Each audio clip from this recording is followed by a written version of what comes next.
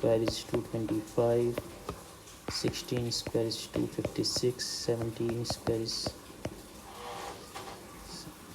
17 is of 289, 18 square is equals to 324, 19 square is equals to हो जाएगा is of 361 and 20 का हमें पता है 400। बेसिक इतना तो आप लोगों को पता होना ही चाहिए, ये सब वेरी इंपॉर्टेंट है।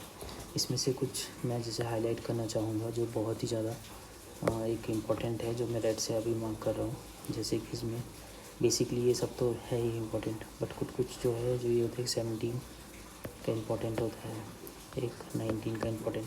रीज़न क्या है, 17 हमारा एक प्राइम नंबर है, ठीक है। तो इस वजह से इम्पोर्टेंट है 19, क्योंकि ये और किसी से डिविजिबल नहीं होता तो कैलकुलेशन में मुश्किल होती है। जैसे देखो लेट अस सपोज एग्जांपल 12 का 144, बट कभी तुम्हें इसका क्लियरली नहीं पता होगा तो ये किसका है 144, क्योंकि तुम्हें पता है कि 2 से डिविजिबल हो रहा है, 4 से हो रहा है क्योंकि इवन नंबर है, ठीक है। 169 ये 13 है तो ये भी इम्पोर्टेंट है। तो ऐसे ही कुछ नंबर्स होते हैं जो इम्पोर्टेंट होते हैं, जिसको हमें प्रॉपरली रिमेंबर होना चाहिए कैसे क्या चीज़ है, ठीक है।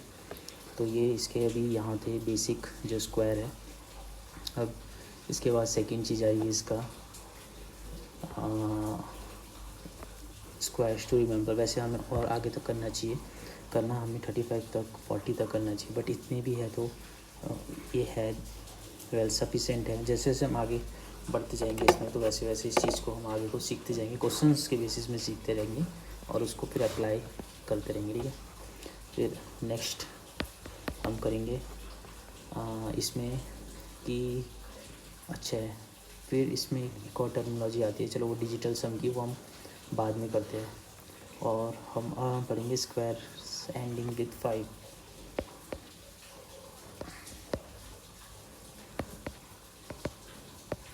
देखो अब इसका एक बहुत यूनिक तरीका होता है, कि मैं यूनिक क्यों बोल रहा था इस वीडियो को, क्योंकि इसमें कुछ ऐसी चीज़ें होगी जो थोड़ा एक यूनिक से हट के, जो हम क्लासरूम में नहीं सिखाते हमारे टीचर, से हट के है।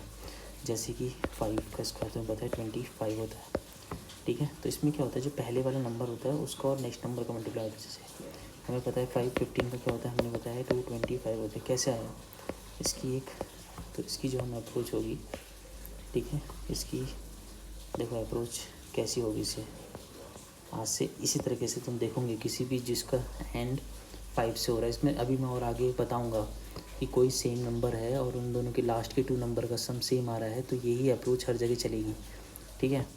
तो इस अप्रोच से जब हम चलते हैं तो जैसे ये है 15, तो 15 का जो हमने स्क्वायर की बात की, तो 15 का स्क्वायर किस प्रकार से काम करता है, देखो 15 है ना। तो इसको हम ऐसे ही देखते हैं कि 15 है तो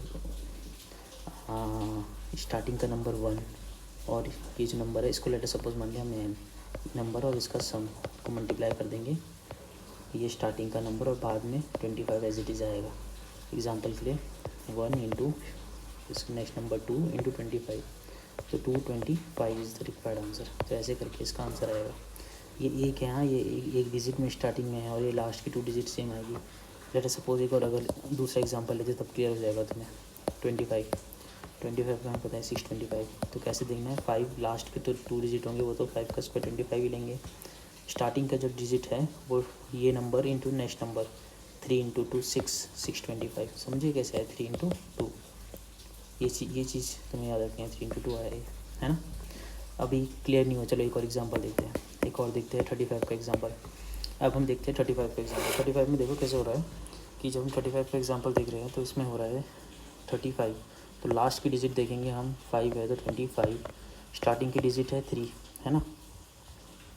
इसको भी हम देखेंगे कैसे हो सकता है 3, तो 3 इंटू 4 4 या 12 1225, यही होता है 35 का, निकालो 1225, है ना। और देखो एक और, अब यहीं पहुंच ही रखे तो एक और तरीका तो मैं बता देता हूँ। यहाँ पे हम येलो से बताता हूँ। जैसे कोई 2 नंबर का मल्टीप्लाई है तो उसको अगर तुम कभी कोई ऐसा नंबर है जिसमें नहीं कर पा रहे हो तुम उसको, तुम्हें कैलकुलेशन उसकी फास्ट कैलकुलेशन चाहिए, तो देखो ऐसे करना। कभी मल्टीप्लाई 35, तो हमें पहला इससे ये मल्टीप्लाई होता है 5 5 जा 25, फिर इससे ये मल्टीप्लाई 5 5 जा 25, 2 कैरी आएगा इसमें, ठीक है। फिर इससे ये मल्टीप्लाई और इससे ये मल्टीप्लाई और ये ऐड हो जाएंगे, 5 3 जा 15 ये वाला, फिर ये वाला 5 या 15 दोनों ऐड हो जाएंगे, कितना होगा 15 टू 30 हो गया 30। और ये लास्ट में मैंने क्या बोला, ये 2 कैरी में जाएगा ये, ठीक है। तो 5 2 पर कैरी, आखिरी में 30 था, ठीक है 30 और 30 था, और ये 2 और जुड़ गया 32, तो 3 ऊपर कैरी, नीचे 2 आ गया, एक्यूरेट। फिर अब इन दोनों का मल्टीप्लाई, 3 3 9 9 3 9 + 3 12 1 2 2 5, ठीक है। तो ये तो अभी मैंने समझाते हुए तुम्हें थोड़ा बताया, नहीं तो ये कैलकुलेशन बहुत फास्ट होती है। अभी समझाते हुए बताया तो लंबा हो रहा है। एक और एग्जांपल बताता हूँ। लेटेस्ट कुछ एक दूसरा नंबर लेते हैं हम, लेटेस्ट 21 × 21 ले लेते हैं इजी कैलकुलेशन के लिए। इसका कलर चेंज कर लेते हैं, कोई हम ले लेते हैं ब्लैक कलर, ठीक है। तो अब 21 × 21 के ऊपर जब हम काम कर रहे हैं तो यहाँ देखो, इसकी जब हम मल्टीप्लाई करेंगे, पहले इसको मल्टीप्लाई तुमने भी अपने साथ साथ करना है, फिर इसको इससे मल्टीप्लाई, 2 1 जा 2 2 1 जा 2 2 2 जा 4 हो गया, ठीक है। और ये 2 2 जा 4, तो ये 441 इसका आ जाएगी वैल्यू, ओके। तो ये है सिंपल सा, मतलब एक ऐसी अप्रोच है। तो चलो अब तुम अगर देख ही रहे हो तो तुम्हें होमवर्क है, जल्दी बताओ कि अब तुमने 21 का तो कर दिया, 23 का × 23 करके दिखाओ, ठीक है। अब ये तो मैं इजी नंबर दे रहा हूँ, लेट अस सपोज, चलो 43 × 43 करके दिखाओ, ठीक है। और एक और करके दिखाओ 57 × 53, ये भी करके दिखाओ सेम ही अप्रोच से, ठीक है। इसको करना ये होमवर्क है। और नीचे जिसका हो जाएगा कमेंट में बताना इसके, और जो सही आंसर देगा मैं उसको लाइक करूँगा, ठीक है। तो आगे बढ़ते हैं इसके आगे। तो ये मैंने सिंपल से तुम्हें यहाँ तक अप्रोच बता दिया कि कैसे स्क्वायर और कैसे कैसे क्या चल रहा है। अब इसके बाद हमारा नेक्स्ट चीज़ आएगा, स्क्वायर्स हो गए ना। फिर इसके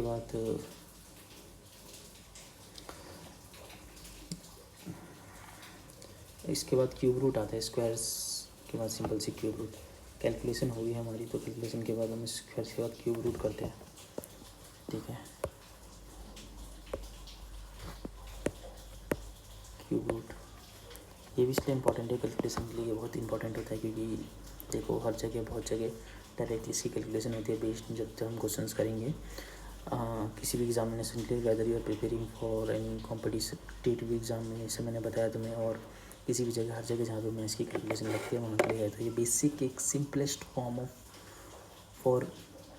ऑफ मैथ्स जो ईजिली आपको क्लियर कर देगी तो आपकी अंडरस्टैंडिंग, ठीक है, कि कैसे क्या होता है। अभी ये अगर वीडियो यहीं पे मैं इसको पॉज भी करता हूँ, फिर इसके आगे कंटिन्यू